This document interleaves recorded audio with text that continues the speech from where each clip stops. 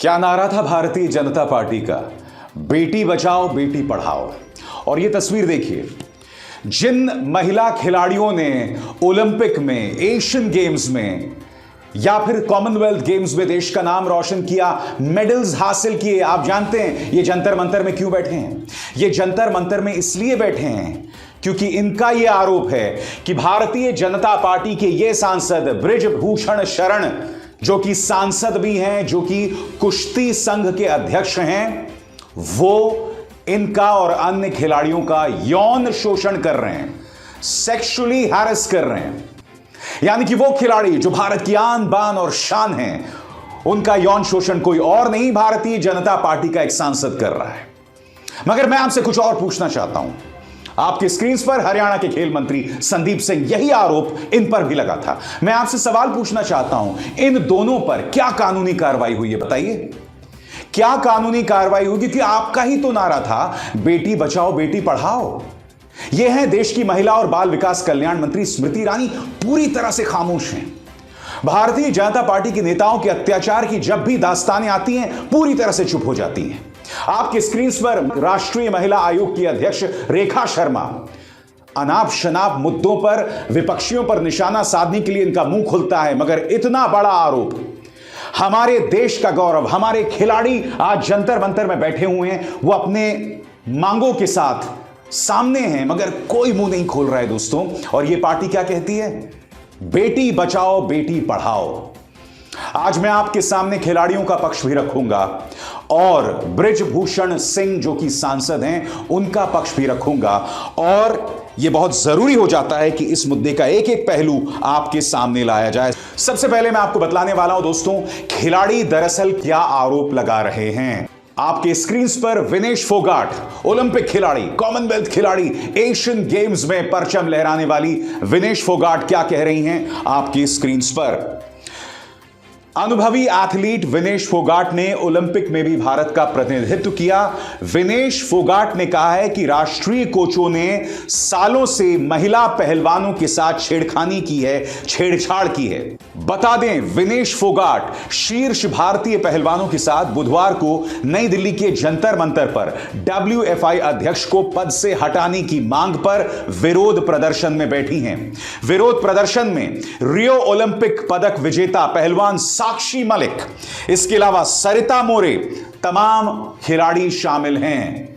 वो आगे क्या आरोप लगाती हैं वो भी मैं आपको बतलाने वाला हूं। हमें धमकी दी गई कि अगर हम बोलेंगे तो हमारा करियर खत्म हो जाएगा। फेडरेशन के सदस्यों ने महिला पहलवानों के खिलाफ अपशब्दों का इस्तेमाल किया। फोगाट ने आगे कहा, हमने प्रधानमंत्री से भी संपर्क किया। कुछ कोच राष्ट्रीय महासंघों के करीबी हैं। उन कोचों ने युवा लड़कियों का शोषण किया है और न जाने कितनी युवा लड़कियों ने उनकी वजह से दर्द सहा है।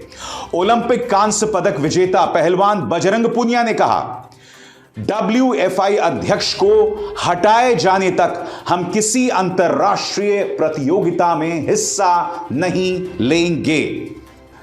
आप जानते हैं, सबसे शॉकिंग बात यह है कि बकौल विनेश फोगाट, उन्होंने प्रधानमंत्री को भी शिकायत की थी। कायदे से बृजभूषण सिंह को तुरंत पद से हटाया जाना चाहिए था, क्योंकि हमारे तमाम देश के जो गौरव हैं, खिलाड़ी हैं, वो मैदान में उतर आए, जंतर मंतर पर बैठ गए। इससे ज्यादा शर्म की बात क्या हो सकती है? और जैसे मैंने बताया ना, कोई महिला नेता इस पर नहीं कह रहा है, ना स्मृति ईरानी, ना मीनाक्षी लेखी, ना निर्मला सीतारमण, तमाम भाजपा की नेत्रियां जो हैं खामोश हैं। हां, दिल्ली की आम आदमी पार्टी सरकार से जो जुड़ी जो महिला आयोग की अध्यक्ष हैं स्वाति मालीवाल, वो इन खिलाड़ियों से मिलने आई और उन्होंने कहा कि इस मौके पर मैं आपके साथ हूं। स्वाति मालीवाल ने क्या कहा, मैं चाहूंगा आप सुने। किसी के साथ कुछ भी कभी भी करो। आप लोग इतने स्ट्रांग हो, आप आज वहाँ पे बैठे हो यहाँ पे, तो कुछ तो ऐसा हुआ होगा ना जो बिल्कुल ही बर्दाश्त से बाहर है। और आपकी आंखों में आंसू देखेंगे और देश के लिए तो बहुत बड़ी शर्म की बात है। इससे बड़ी शर्म की बात क्या हो सकती है कि जिन लड़कियों ने ओलंपिक्स में हमारा इतना नाम रोशन करा है, आज उनको रोना पड़ रहा है। It's a matter of great shame. So I have issued a notice to Delhi police as well as union sports ministry. मैं आपसे एक सवाल पूछना चाहता हूं, क्या स्मृति ईरानी इस तरह से उनसे मिलने नहीं आ सकती थी? और अगर मिलने आ जाती तो क्या उनकी नाक कट जाती? क्योंकि नारा तो आप ही का था ना, बेटी बचाओ बेटी पढ़ाओ। क्या हुआ उस नारे का? बहरहाल इस मुद्दे पर क्या कहना है बृजभूषण सिंह का, वो भी मैं आपको बतलाऊंगा दोस्तों। आपकी स्क्रीन पर विनेश फोगाट के गंभीर आरोपों के बाद भारतीय कुश्ती महासंघ के अध्यक्ष बृजभूषण शरण सिंह ने आरोपों का जवाब दिया है। उन्होंने कहा, जैसे ही मुझे पता चला पहलवान विरोध कर रहे हैं, मैं यहां आ गया। क्या कोई ऑन रिकॉर्ड है जो कह सकता है कि फेडरेशन ने हमारे साथ छेड़छाड़ की है? जी हां, ऑन रिकॉर्ड ही कहा गया है। ये जो तमाम लोग जंतर मंतर पर बैठे हैं, ये सब ऑन रिकॉर्ड हैं। क्या बात कर रहे हैं आप बृजभूषण जी? वो आगे क्या कहते हैं? कुश्ती संघ के अध्यक्ष बृजभूषण सिंह ने आगे कहा कि मेरे खिलाफ पहलवानों के आरोपों में कोई सच्चाई नहीं है। अगर एक यौन उत्पीड़न का मामला साबित हो जाता है तो भी मैं फांसी पर चढ़ने को तैयार हूं।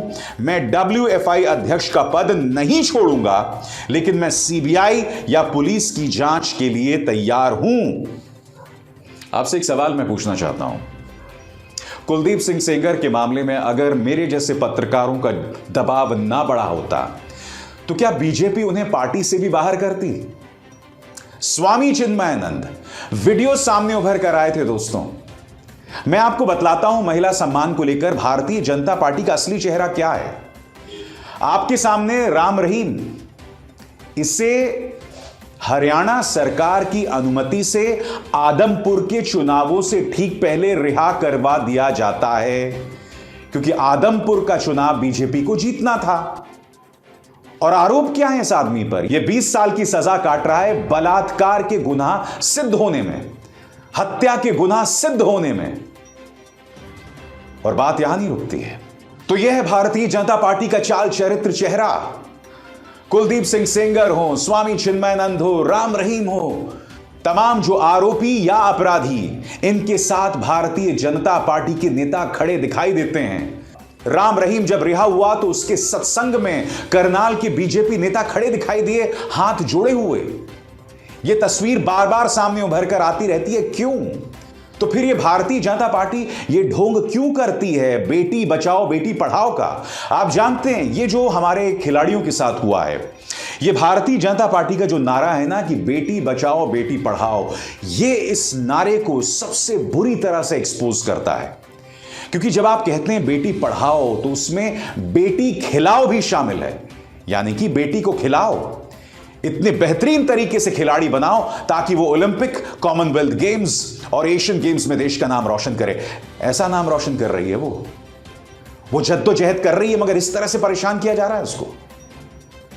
आप क्या कहना चाहते हैं कि विनेश फोगाट के पीछे कांग्रेस है या उसके पीछे पाकिस्तान है? क्या अब आप हमारे खिलाड़ियों को भी देशद्रोही बताएंगे, धर्म विरोधी बताएंगे, हिंदू विरोधी बताएंगे? ये कहेंगे कि पाकिस्तान चले जाओ, पाकिस्तान के लिए जाकर खेलो, क्योंकि आप ये भी कह सकते हैं। बहरहाल मैं आपको बतलाना चाहूंगा दोस्तों, विपक्ष ने करारा हमला बोल दिया है।